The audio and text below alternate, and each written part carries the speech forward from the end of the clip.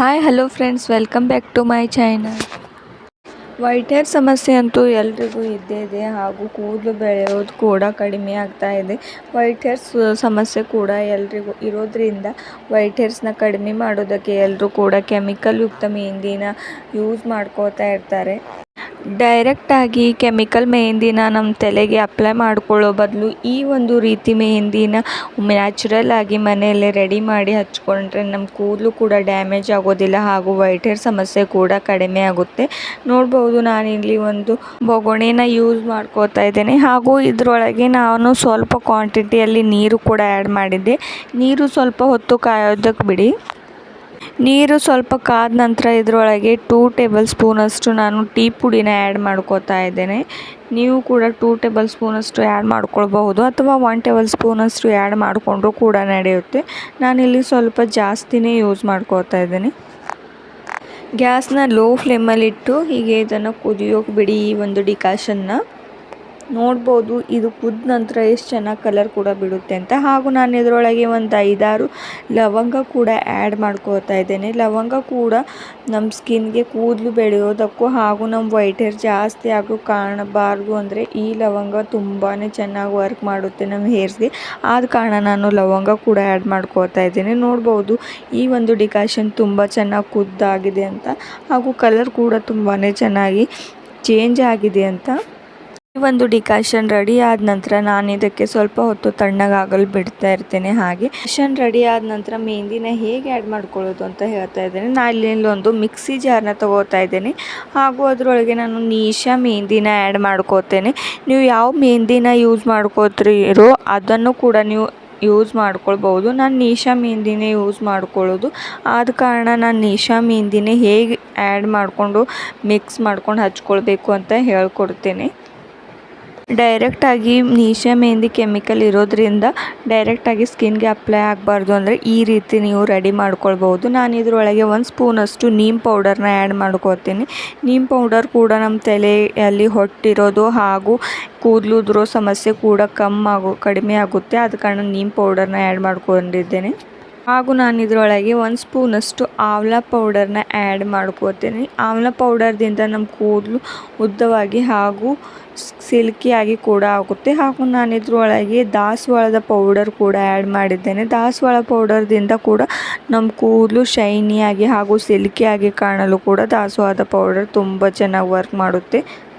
ಮತ್ತು ಇಲ್ಲೊಂದು ಬಟ್ಲನ್ನ ತೊಗೊಂಡು ಮೊದಲೇ ನಾನು ಇಲ್ಲಿ ಡಿಕಾಷನ್ನ ಮಾಡಿಟ್ಕೊಂಡಿದ್ದೆ ಅಲ್ವಾ, ಅದನ್ನು ಶೋಧಿಸ್ಕೊಳ್ತಾ ಇದ್ದೇನೆ. ತಣ್ಣಗಾಗಿದೆ ಡಿಕಾಷನ್ ಎಲ್ಲವೂ ಕೂಡ. ಹೀಗೆ ಒಂದು ಬಟ್ಲಲ್ಲಿ ನೀವು ಶೋಧಿಸ್ಕೊಳ್ಳಿ.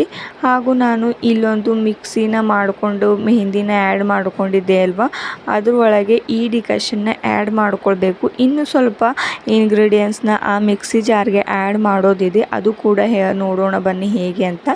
ಈ 3 ಮೆಹಂದಿನ ಆ್ಯಡ್ ಮಾಡ್ಕೊಂಡ ನಂತರ ನಾನು ಇದರೊಳಗೆ ದಾಸವಾಳದ ಎಲೆ ಕೂಡ ಆ್ಯಡ್ ಮಾಡ್ಕೋತಾ ಇದ್ದೇನೆ.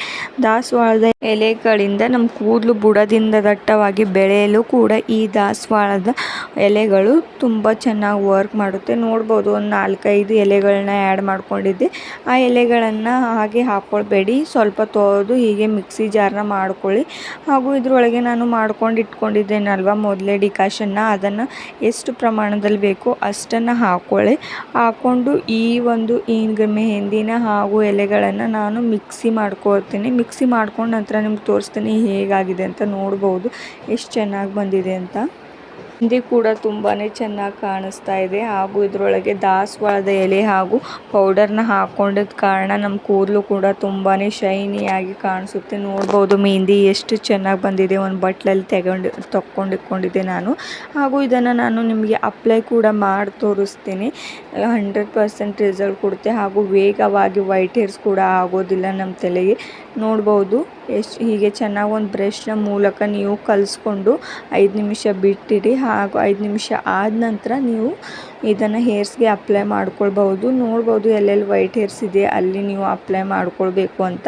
ನಾನು ನಿಮಗೆ ತೋರಿಸ್ತೀನಿ ಹೇಗೆ ಅಪ್ಲೈ ಮಾಡ್ಕೊಳ್ಬೇಕು ಅಂತ. ನೋಡ್ಬೋದು ಎಷ್ಟು ಚೆನ್ನಾಗಿ ವೈಟ್ ಹೇರ್ಸ್ ಕೂಡ ಕಾಣಿಸ್ತಾ ಇದೆ ಅಂತ.